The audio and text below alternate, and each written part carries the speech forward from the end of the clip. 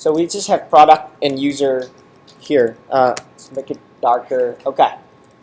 All I have is user, and I'm going to add a relationship. What do you prefer? Do we call it relationship or following table? Following. Following. It's very common in Rails that when you model, it's just an ing thing in there. So I'll generate Rails, generate model following, and what are the attributes? Following, follower, ID, integer, followed, ID, integer, right? That's okay? And maybe we haven't accepted that. Do we want to accept that or not? Okay, maybe yes, right? Date time. Okay. So migrate that. What's next? If you go to the user model, we have a new model called following. So in this following, we belong to follower and we belong to followed user, right? Followed user. And the class name has to be user. If you don't tell it, then it doesn't know. And what is the foreign key? If you don't tell it the foreign key, we'll look for followed user ID, which is not here. So I will call it maybe foreign key.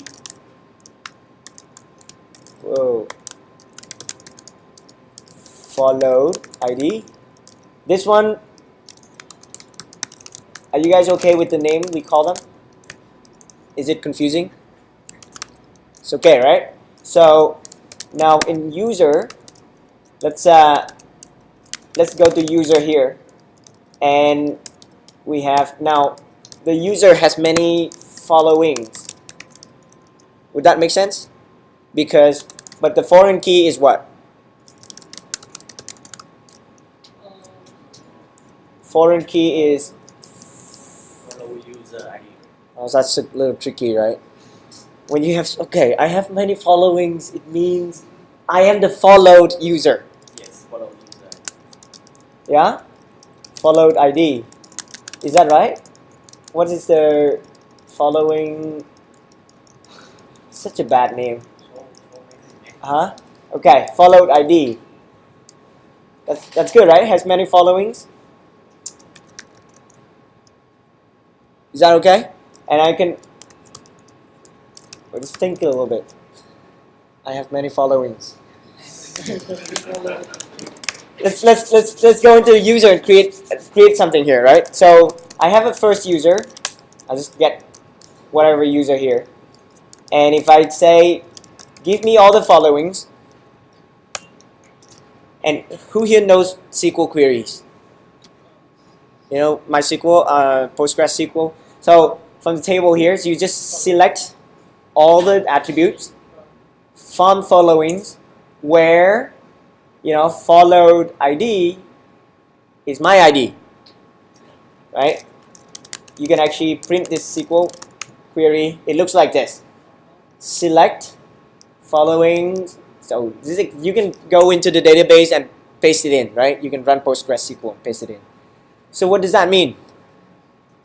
I am asking SQL, hey, give me all the relationship, all the followings, right? All the sort of relationship that someone's following me, right? So it's like a string between you and I. Give me all the string that connect me to the people who follow me. So that's good. When you already have many following, then you can have many followers through following.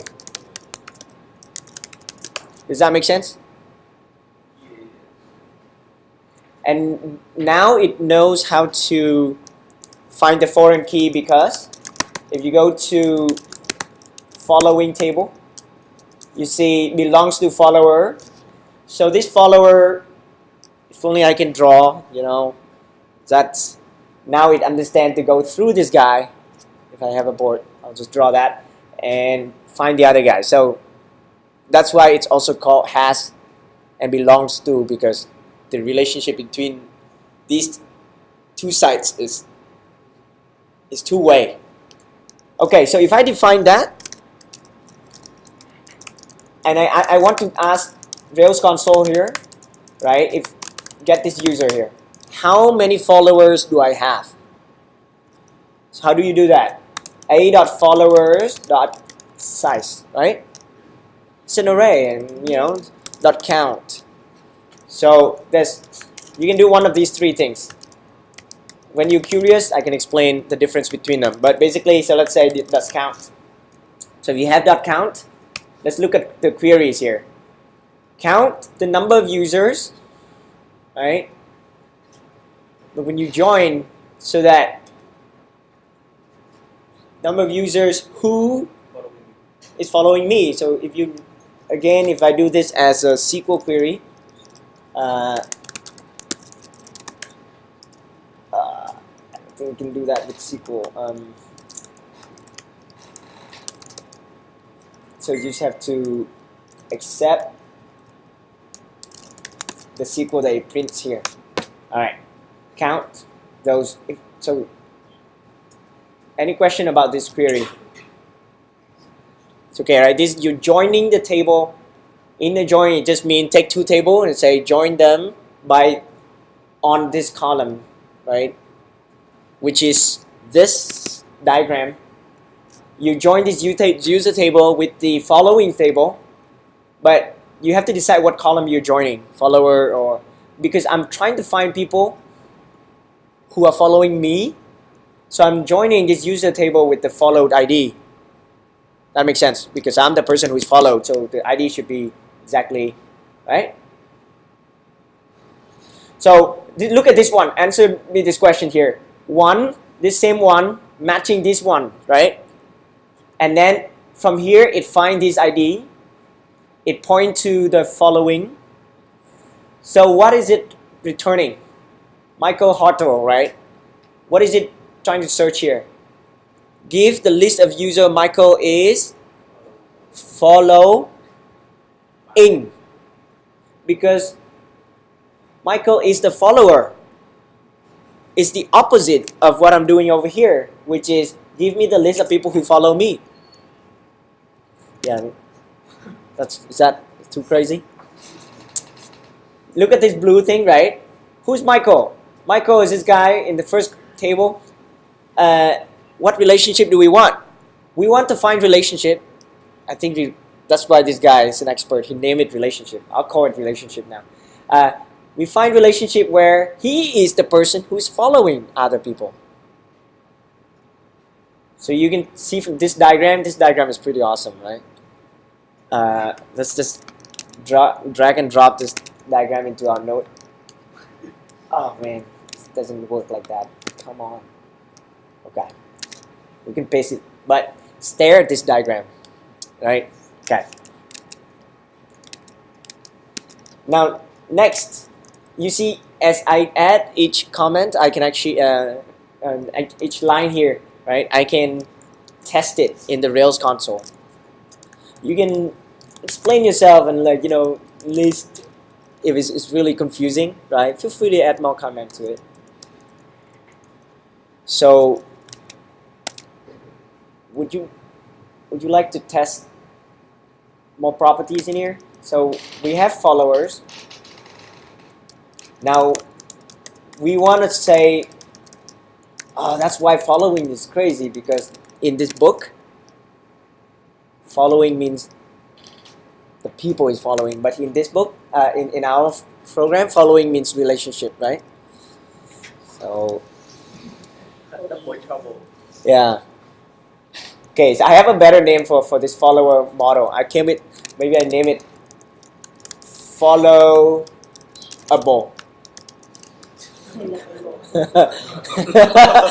Has anyone used a tagging tool? You have a post has many tags, right?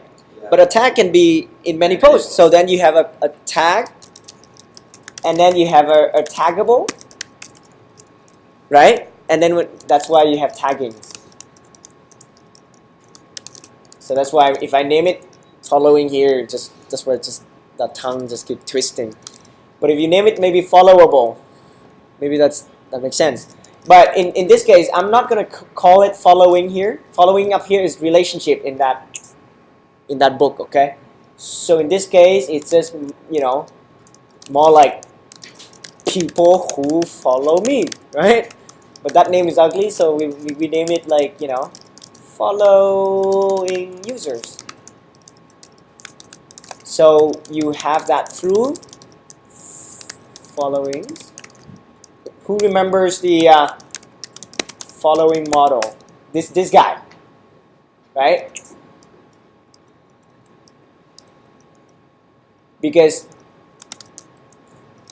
we have to match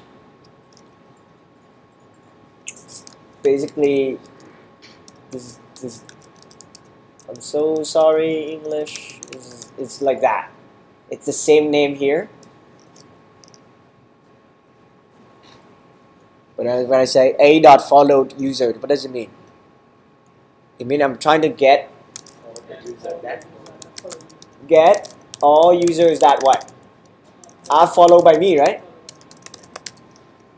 And I'm so sorry that it's exactly this, despite the naming. Does it make sense? Despite the naming, but exactly it's the people who are followed by me. Okay? So in Ruby, you write English that's really easy to understand. In some languages, like if you do iOS, you can actually write really long sentences like that because the compiler will check for you if you make a typo. In Ruby, if you make a typo, that's why in Ruby you actually don't write this because it's easy to make a typo, right? Maybe if you use Ruby Mine, it'll complete. But users who are followed by me. Technically, if you write that, it's even easier to understand. So it's up to you. But it's harder to type. But in languages like in Java and iOS, right? Swift, the compiler is just autocomplete for you. So you don't have to worry. Make it as long as you want because if you type like this, followed by mess, right? The program won't run. It just doesn't compile. But Ruby is all about runtime. It doesn't check until you use it. That's why it's dangerous. And that's why we need to test. And that's why we have the lecture today. So this test, if you define this relationship, you have to go into the test file, which is over here. And then you say, oh, that user, you should have that method. And then, you know, before you deploy the app on to production, you run the test, and this typo has followed by miss instead of me, or you miss another underscore here, it will catch that. So if you're too lazy, then your app will just break more often, right? And if you become really good, you write the test even before you write this code because you know you're gonna need that test. Yeah, so unit testing is like testing small units to make sure each unit is function well. Integration test is when you test from how the units interact with each other. It's okay? Shall we do a little bit of lab? Yes. Okay, so get to through this website, learning portal. Oh, I want that. Oh, this one is fun. Yeah, advanced Ruby is fun. I'm teaching it tomorrow morning. Okay, so today we clone this repo and we run the test. Okay. Let me just do it with you guys. Let us all do it. And then after that, you can do it by yourself. Let's do it. You don't know how to use this. You use the terminal.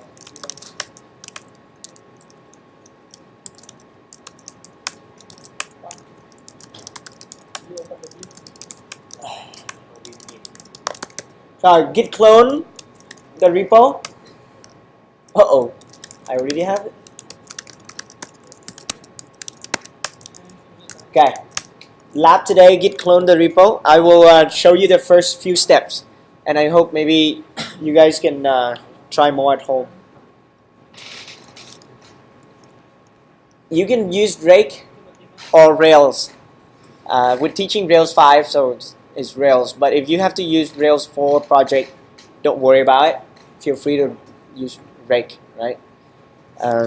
You should still know Rails 4 because no one's using Rails 5 in production yet. Okay? What's happening here? Your name. The first step is to fork it to yourself. So if you click on this link, right? Click on your own account. If you're part of many organization like I am, then you know it's a bit confusing. But where's Coder School? Weird. Huh. Oh, I think this Coder School is full. I can't create any more repo, private repo there. Weird. Okay, so clone it. After you clone it, and then you know it will be in your this one. Very quickly to explain, who knows the difference between HTTP and Git? HTTPS here. Yeah, so this is a different way to log in, right? But for a public repo, you don't need to use username and password. So when you clone a public repo, when you do this, it's almost easier. You use that. You don't use Git, SSH. This one require you to, even here, this one, if you don't have access, it will look like it doesn't use this @ It actually use the :// and then a lot of computers have problem with that. So it's safer if you just clone to check it out. HTTP is better. That's why they recommend it. A lot of people have problem with SSH. Okay, so clone it. So I already cloned it. In the meantime,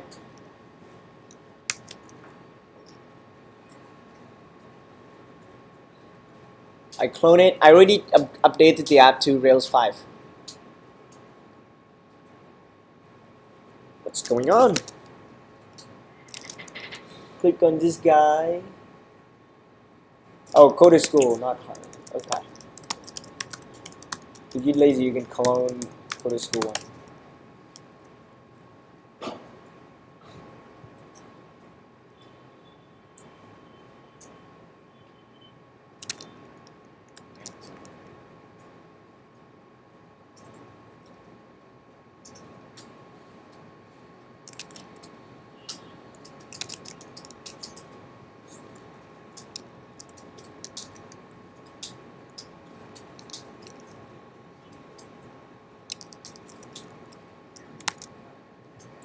Okay, Coder Store.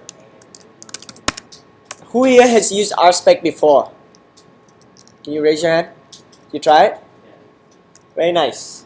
So instead of the test folder, we use a spec folder, and just too many companies use Rspec. So most likely you join a company that use Rspec instead of test folder. When I work on my own projects, I don't care. Usually I just use test first, and if there are more people, you know, I can change to Rspec. Rspec reads better. It reads really beautifully, and you can generate the. I think if you watch my video, you will see the it generate into HTML format of like all the tests, red, yellow, green. It's really beautiful. So the lecture that I could not give on Monday because of the workshop, it's pretty much this note. You can see the video, but the notes basically explain. In the traditional Rails app, you can run Rails test or rec test for earlier, Rails 4 or earlier, and it just run all the things that start with the word test. Right? Again, Ruby is dynamic, so it looks like a keyword, but just a method. So run all the things that have this method test, and you put them in the thing that has the same name, right? Very similar name, similar path. Instead of app, it's test folder. So that's and Rails use mini test. Okay, if you want colors, someone add this tool so that you can have colors. But Rspec give you colors, better English, even more tools. So maybe then let's use it for our work. You can use Rspec for not just Rails. It's also for Ruby, any Ruby library. A lot of gem that you install, you gem install. Like when you go to check out the source code, a lot of them use Rspec. Now, but when you use with Rails, then you want Rspec Rails. Rspec Rails will include Rspec for you, and you only want it in development, right? This is called development dependency. This is not production dependency. When you deploy to production on Heroku, it doesn't install Rspec. So a standard, a lot of gem like device, simple form, Rspec, they need to generate some files, and for Rspec, it's important because you have to delete the test folder. If you don't, it's okay, but you have to add the spec folder, and you should delete the test folder, so it's not confusing.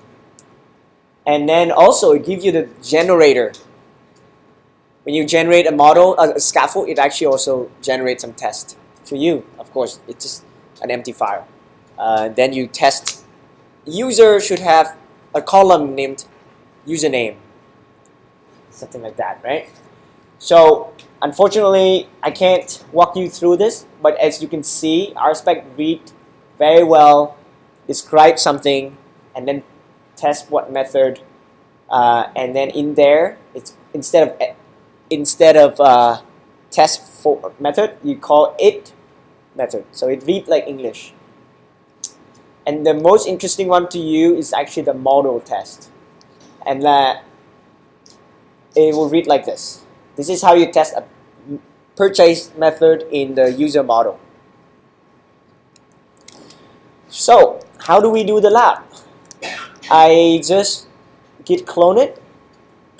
It's a beautiful app, as you can see. Run bundle. Okay, I don't care what Ruby version. Right now is 2.2.3. But it's really up to you. If you use the same version like 2.3.1, it will install much faster, obviously. So do that. So you can maybe put this 2.3.1 here. Up to you. Rails 5, I updated from the last app.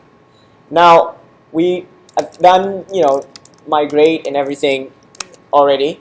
So if I run the server, let's see if I have the server running somewhere else. Oh, here. Cancel that. Alright. If I run the server,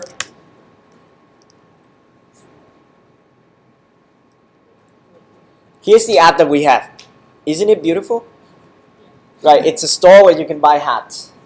So, and it's already written, but we have to do the lab today is to let you focus on the test. So the first thing is, okay, do all of that, and I'm going to run this. How do I run it? In this folder. I am in this folder, and notice I have the spec, and I install the Rspec gem. Therefore, I have an Rspec command. Rails is very smart. It actually put it in this bin folder as well. So if it doesn't work for you, you might want to run bin Rspec. Depends on your computer setup. Okay. So in my setup, this one will automatically go find this guy, and this guy will find this Rspec in the right place installed. Okay, so Rspec spec. So what does it do? It runs all the files that underscore spec. So what is this spec folder? This spec folder, it includes, so you can forget about the factories. It's just, extra stuff. An easy way to create records, similar to fixtures. Who remember fixtures? The YAML fixtures that you used last time. Load. Feature is like integration test. We'll look at them. It's like, go here, click this button, do this, that. The most important ones usually just model test, because you, instead of going to Rails console and just try it every time, oh, user.first, user.name equals, user.password equal, user.authenticate. right? Or check how many friends a user have. Why don't you add a test for that? You can add a test for user.add_friend, user.purchase a hat. Okay, so that's the structure, right? Similar to Rails structure, nothing big deal there. The spec helper load all their test libraries, so oh, now it understand, describe, and all this English stuff. All right. Remember I did this, and there's a failing test, and it say one example was run and one failure, and what? Let's see what error that is, right? So that's the name of the test. It tells you exactly what line it is. That's another thing about Rspec that is beautiful. And here, this test failed. We made it fail, so you can fix it. Let's fix it together, right? What is it? Undefined method for. And where's the line? Now you have to read through this. That could be my app, right? That's in here. And is there anything else? It's in here. Sign in. Okay, so it's a little tricky here, right? First, let's look at line 12 where this failed. How do I go to the code? Alright, let's go to the code. Go down to spec, feature, user, sign in spec. Oh my god. Right. I think this error may be because of Rails 5, so let's see why. Let's look at this guy. Run this. Oh no, we have some failures here. Okay. You're done with milestone 1. And what's happening here? So this test failed. This milestone says sign out users, sign out successfully. I think it's failing at sign in user. So it's a different test. I think it's because there's a bug with our lab. Let's fix it now. All right, sign in spec line 11. You ready? Sign in spec line 11. Okay, it's in this test, and it's called this sign in function. Okay, so let's not give up. Sign in spec line 12. It go into line 12 and call sign in. You see this here? And then you go all the way up. When you sign in is a function in this test framework it give us, right? It's in a gem called Capybara. And then it goes to this guy, this line, config initializer device permitted parameter. Config initializer device permitted parameter. And apparently there's an error here. You see this for method and it's complaining undefined method for. So technically I'm guessing that device is not playing nice with my Rails 5 app. Okay, so I search this on the internet.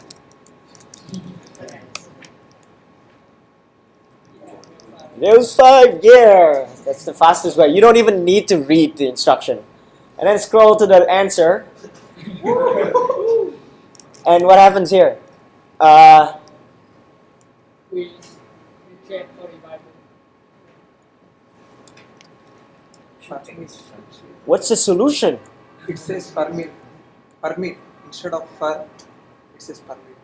Yeah, so originally for, Now we do so now you have to do permit. Yeah? yeah. Is that enough? And then you have to do permit sign up. Okay. Do we remember that? We just Permit. So the list of attributes you permit is this. And the same thing. Yeah, so parameter thing in Rails changed, in Rails 5 changed. No longer a hash, and it's a little tricky. So the original one is that you allow some attributes to be updated. right? When you update an account, you allow the user, the device allows you to update email and password. You're telling it, hey, also, please let me change my name. So that makes sense, right? The original API. When I sign up, please also let me change my name, not just permit my email and password. But now the new API, it's like permit, which is quite stupid, right? Because what does that mean? I pass in an array? But yeah, keys. Okay, that's kind of weird, huh? Permit these keys. So, sounds good? Don't forget. Okay, I think I have that. Let's try to run it.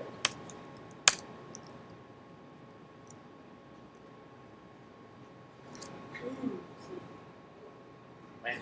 Uh-oh. Oh no. No. Wait, what happened? Still failed? Say, for, Click button, fail. Now this is another Googleable problem. Google to the rescue. Yeah. Great, right? So you're working on Rails 5 and you have all this fun. So no. When is the next release for Kaggle? Use the master branch. Well, for this purpose, yeah, sure. Okay, let's do that. How do you use the master branch? Does anyone know? No? So We have to link it to the. let's go to gem file. and I think the Capybara here. So you do this, but you can also say it's from GitHub. These two guys.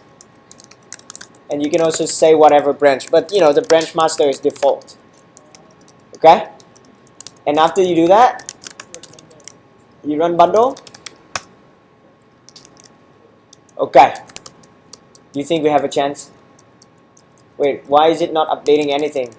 Doesn't look good. This in the test environment.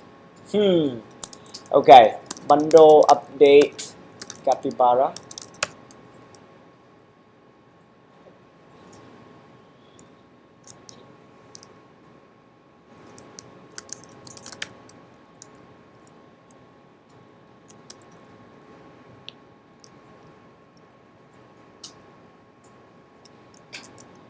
Yeah, in the meantime, download to your computer if you want. Man, I hope the internet is good, man. It's good? it's good. It's not good at all for me here. Oh man. So the test we designed for you to have a simple failing test. This one, right? But then now we run into more difficult failing tests. But that's okay. We'll keep calm and move on. Come on.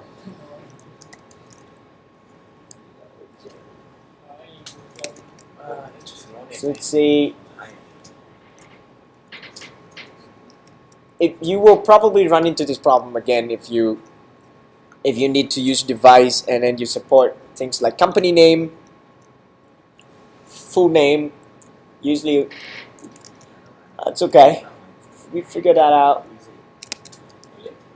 I'm trying to install, but it's really not helping, huh? Is it installing the right? Where's Capybara? So Capybara is the gem that lets you write tests using English like this. Within sessions mean it go to each HTML and find the DOM ID that say ID equals session. Yeah? Just like jQuery, right? And then it say fill in email. It means it find an input box, a text field that actually has a name email. And then I put the text in. So it's just like jQuery, find the element and set HTML. It's cool, right? Because you can actually make this play on the browser and for you to watch. It will just do that, and you can record that if you want. So, but now it just quietly do it in the background and you can test it. So this is an integration test. Oh, I think I had, okay, see that I have a new version of Capybara. Maybe now I can have some luck. You can run. Are you kidding me?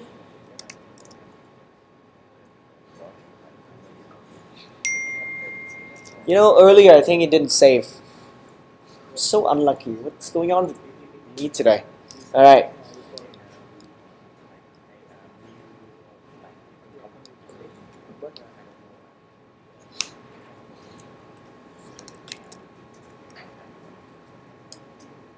Any questions so far? I think you already learned a lot. You know what Rspec is like, what Capybara is like. You know, device, permitted attributes.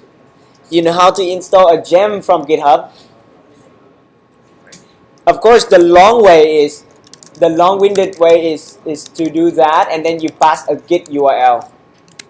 You can pass in this URL, but then it's fast. If you use Bitbucket, that's the way to do it. But if you use GitHub, that's the faster way.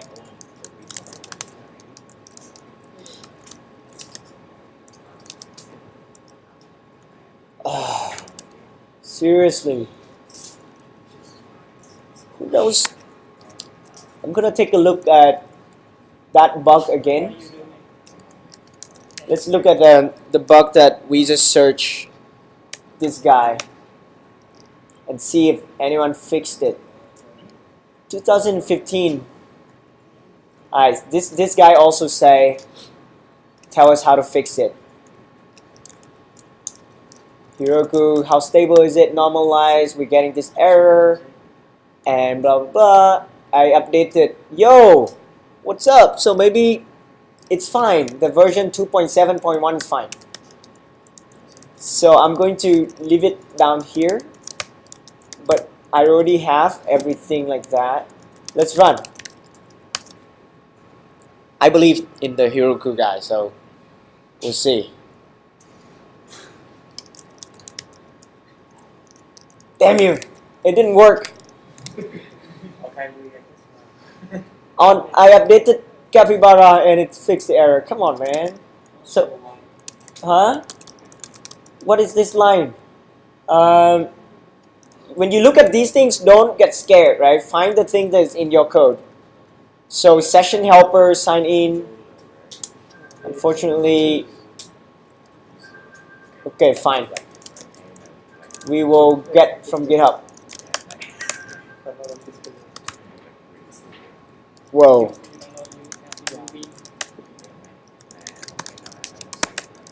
Capybara. Wait, something is really wrong. It's 2.5. It has to be 2.7. So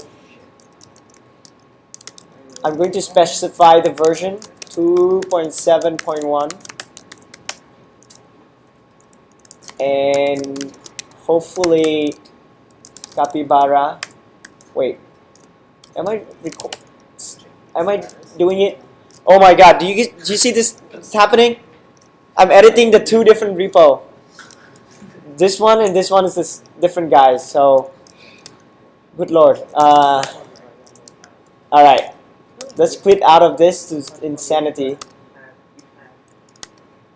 I am going to that Coder School folder, Coder Store folder. Alright, so run bundle. And what's happening here? Gemfile.lock 2.7 Capybara. It's the latest version. How do I know it's the latest version? Ruby gems / Capybara. And it's 2.7.1. And this guy tell me that it solved the error, right? So let's try it before we use the GitHub version. Okay, so I already have that. Let's say if it fails, I will make it use the GitHub version. Okay. Hey, actually, it's a different error, right? Hey, I think it's fine. We good. Let's move on. I'm going to create a new window here. So it's Rspec. Let's look at error. Let's fix it together up here. Cannot sign in. Why? Expected to find text. Sign invalid email or password. In We need to place IIT, international IIT. yeah, weird, huh? Why do we need that? So sign in spec 13. Let's find that sign in spec.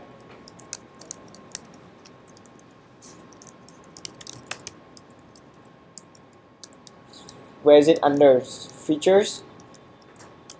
13.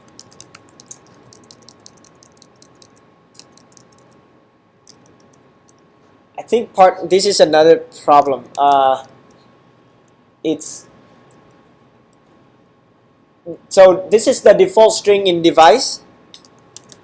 You guys were at the talk, right?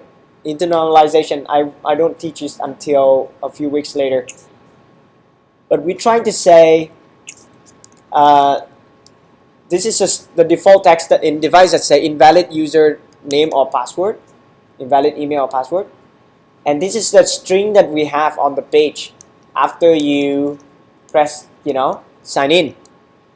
So it say that this string down here does not include this string. So it's kind of funny. Yeah, like this device does not work without Rails 5. That's all. Let's see if this device is the latest version. Yeah, excuse me. Yeah.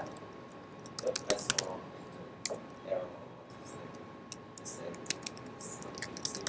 Okay, ask me that again. I'm gonna check device version because when things break. Okay, 4.2, 4.2. Okay, it's the latest. Okay, what's your question there? Invalid email password. Oh, here, right? Invalid email or password. So, oh, you see, wait, why is it not the same? Cannot find this text in this text, but it's there. Yes. Is it there? Weird, huh? So, maybe it's the matcher, so there's no problem. Case sensitive, yes it is. But this I is oh, this email. Good lord. So apparently I think the device, okay, here's something crazy. So device changed that, right? But where is that string from? Where the hell is that string from? It's in here, guys. So invalid email or password here. You see that this one? And it's using that. So it's if you use email authentication keys, then it's email. If not, it's that's crazy. So good call, right? Good eye on this one. It's so how do we fix this? Now let's fix this test. That's the exercise. Easy, right? Just change the test. So we know the content out here. Oh, here, authentication E. Done. Run this.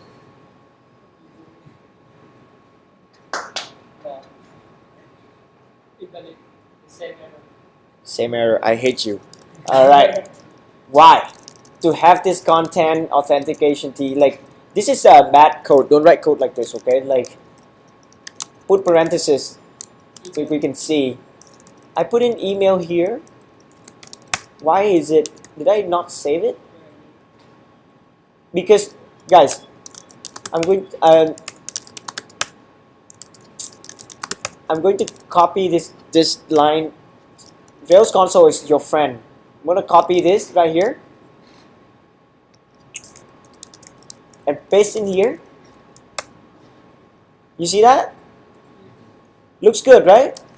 So if I run Rspec, the thing on the right should include my string on the left. Whoa, it works. Earlier maybe it wasn't saved. All right, No, it still didn't work. Still the same. We have two. Hey, we have two tests passed. Okay, don't. Of course, you should laugh. Don't cry. What's happening is there's more, right? So now it's in line 32. By solving together, you see, like sometimes if we make the wrong assumption, we may solve at the wrong place. Line 32, same deal, right? Right. This test was written back then, so now device does it differently. If I do this now, And oh great. Let's wait. Line 43, 46. huh? 46. 46, right? One more. Yeah. Yeah, I think this unfortunately that's quite silly. And But the good thing is once the test passed, right? If you make mistake in the code, you know, it will catch the mistake. That's why it's important for tests to fail. If you write tests that don't fail, something's wrong. Man. yeah, so you should start with tests that fail. Okay, so now after all of that, we get to this thing that say cannot find the sign out button.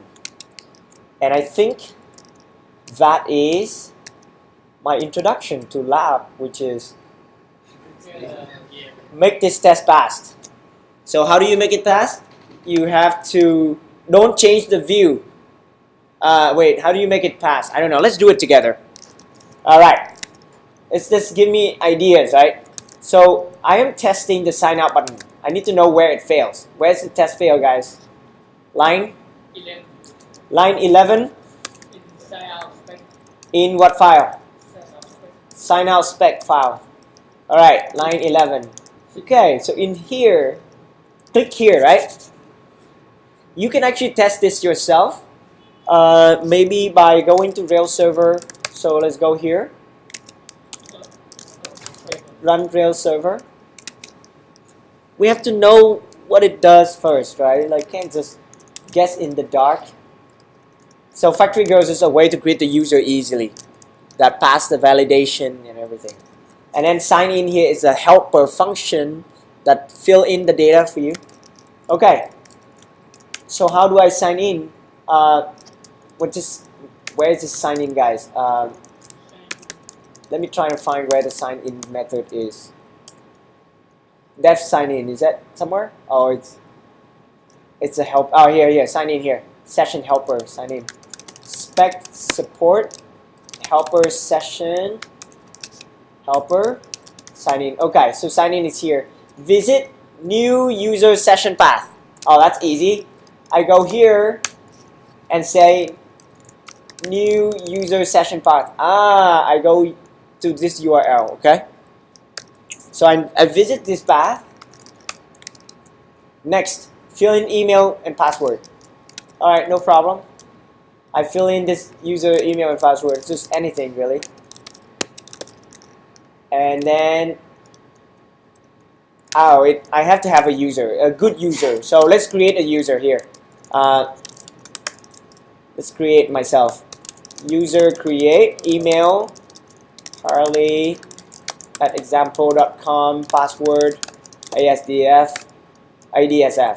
Oh, what happens? What's my error? Does anyone know? So I have this user record just now. So you take that user, assign to A, and then I say, where's my error? Password is too short. Oh my lord. Oh my god.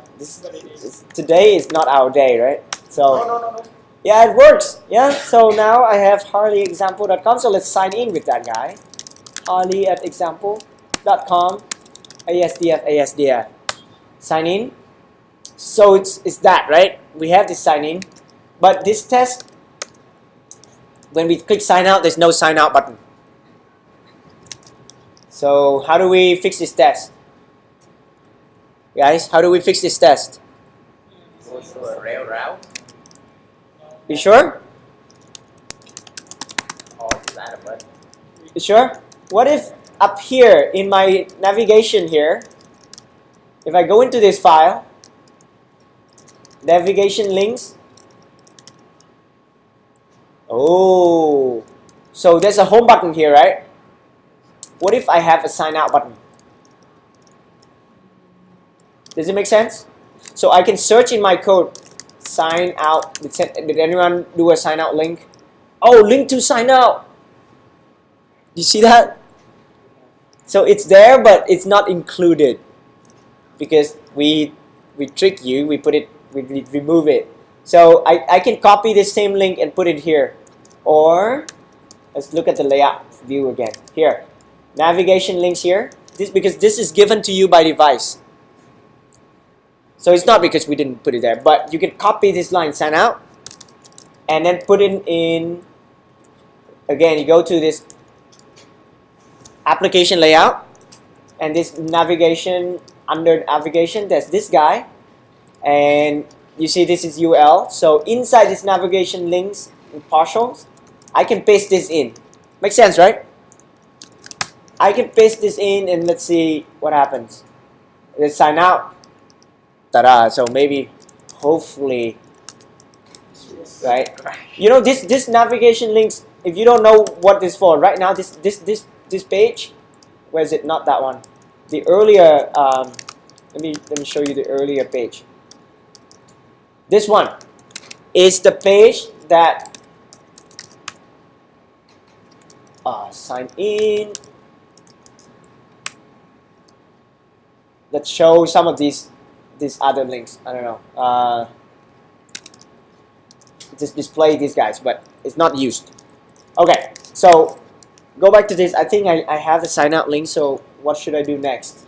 I run the test, right? Should I run the test? Rspec, spec. You can run the folder itself if you want it faster, right? You can run the features folder.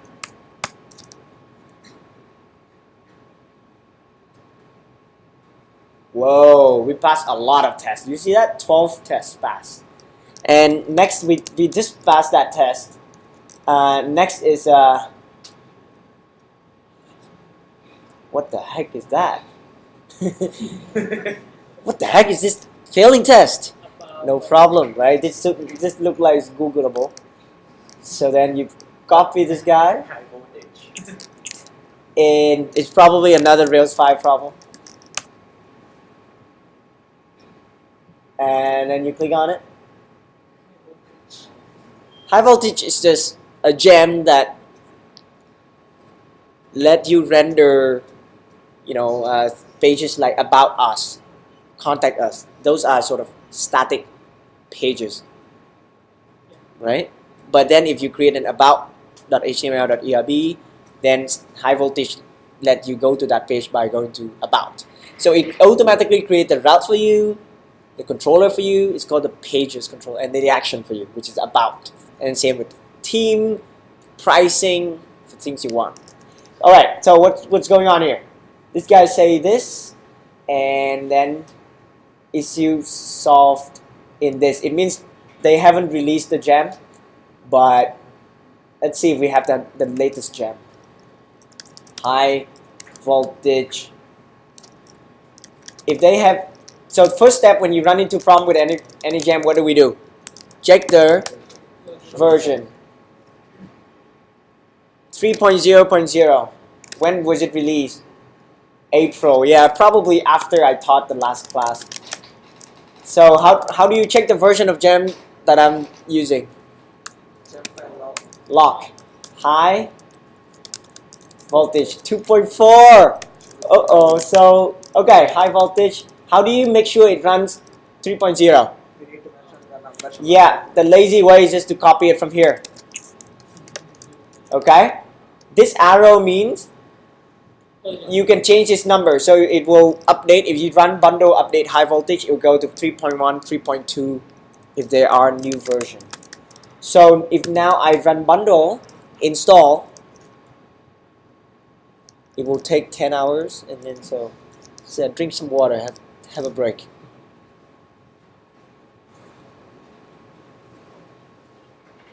All right. Okay, we finished. Who want to see the Rspec output? This is part of. That's good. I think we run into another problem of. Okay, this one, let's solve together. This is intended. This is in the lab. We just fixed that problem. make this test passed, and there's another test that's failing, home page spec. Okay, before we do all of this, we've gone too far, guys. You know what happens? We went too far. We have so many changes, and we didn't commit. So I am going to look at all these guys, and I say, what should I do? I say fix gems to work with Rails 5. Sorry, class. And then you just push that to master, right? You push origin master, and then now you can merge it to your work. Now next, work on this feature now. Do you want to work together, or you want to do the lab? You want to fix this one together, and then you all start with milestone 3? Yeah? Clone the project again. So let's fix this together. The second test that is failing is this one. Alright, so we just did that. Rspec, spec.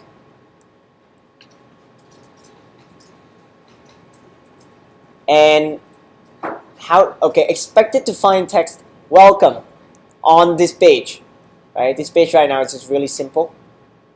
And it's failing, so line 13. So let's go to that file. Copy and this one. Line 13. Alright. Expect this page to have content. What the hell is that? Just go to the home page. It's very simple. So let's go to home page. Why? Rails server. Where's the word welcome? So how do you fix this test? Change this test so that it will pass. Don't change the view. Alright, so have content, what does it have? Maybe go to store, right? It's like, make sense? Or maybe hello here. Hello, come check all the hats. So maybe I do that. Hello, come check. Say one thing and write nothing. So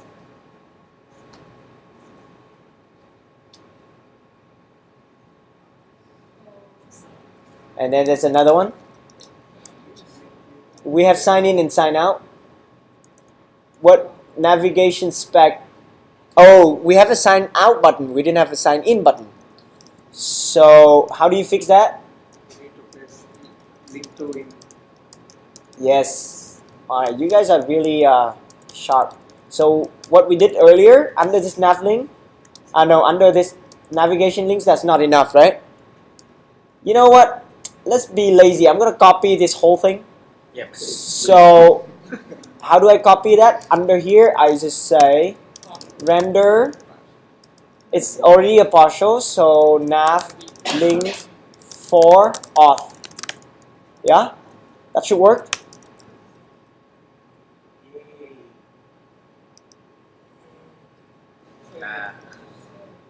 What happened? Oh, I didn't find the file.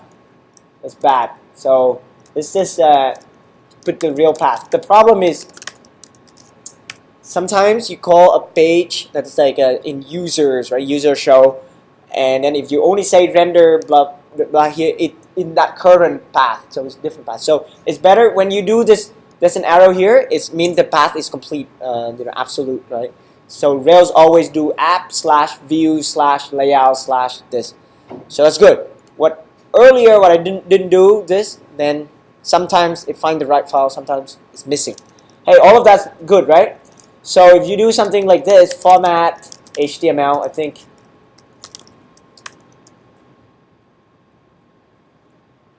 it output HTML file.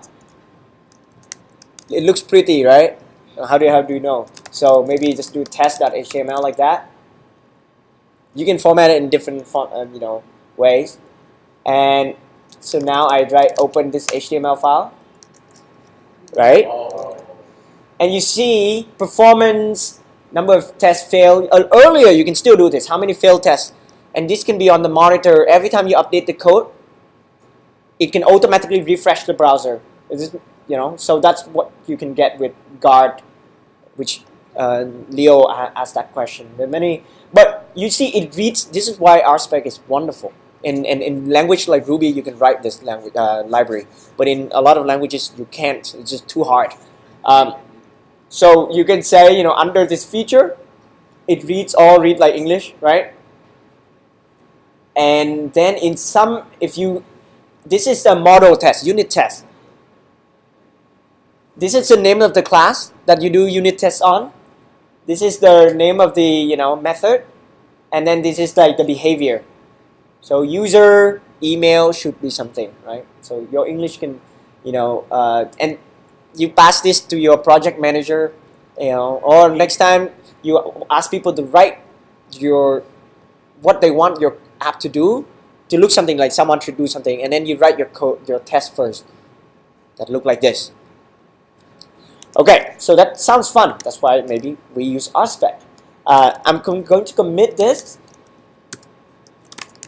And what happens here? I have another file test. No, I don't want this test file.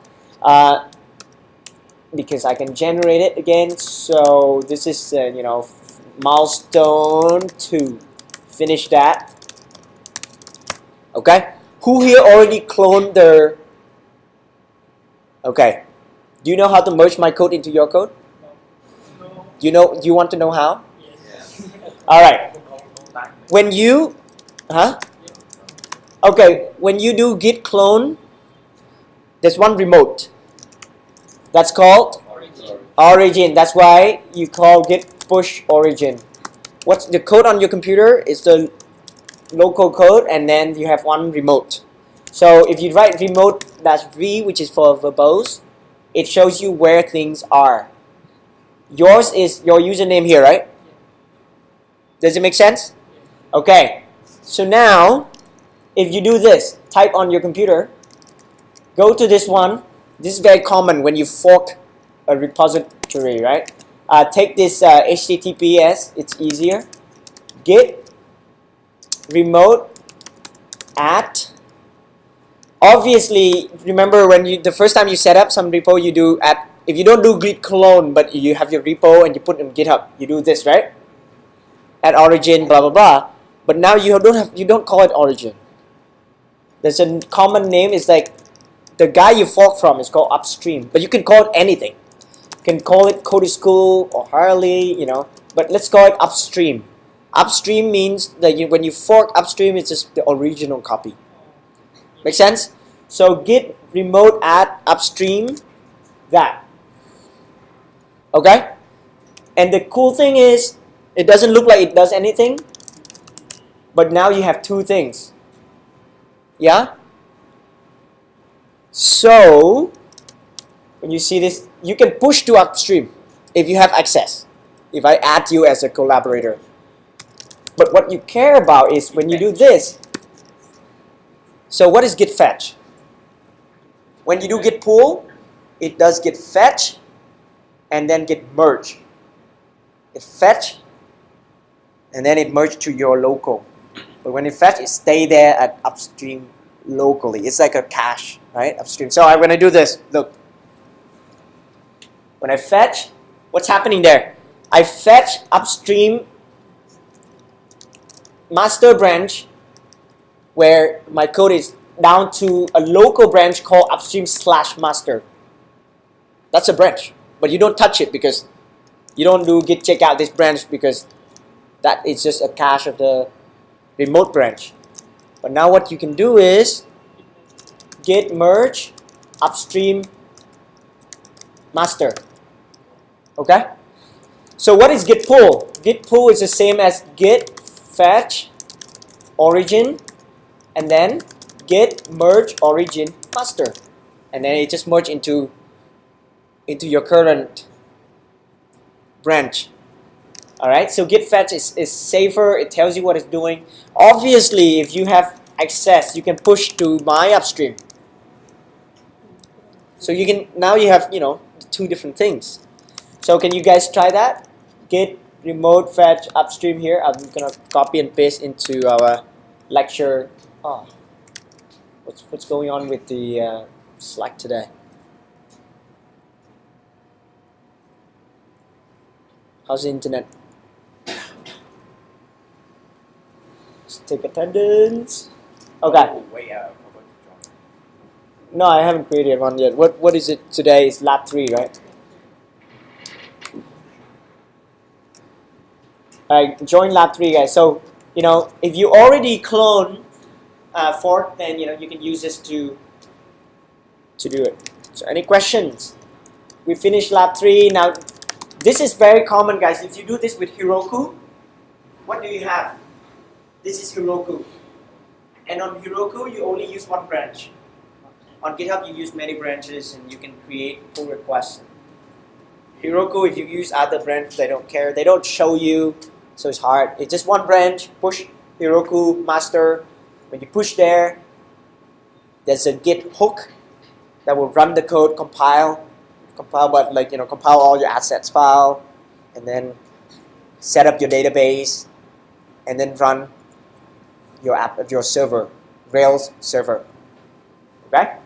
So we Get- can read much upstream. Yeah. So Git, the way to do it is Git. So check by Git, remote -v.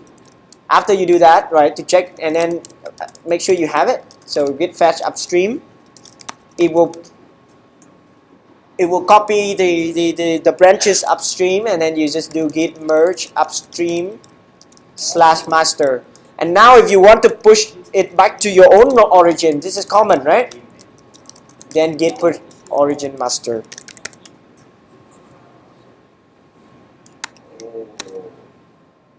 Oh, crap. Okay, so let's do milestone 3. I actually for my own. I managed my own fork. When you are Git upstream. Yeah, my own. Oh, now that's hard. Like change URL is hard. So set URL. What the easier way to do it is just Git remote remove upstream if you do it wrong. Okay? Then it's done, and then you try again. Is that okay? Yeah. All right, have fun. Let's do milestone 3. Milestone 3 is cool. Milestone 4 is very important, but I don't think we have time. You guys should try it at home.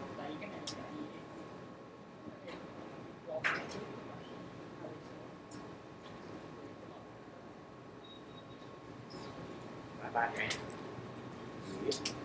Too bad. Okay, now it's working, man. It will Maybe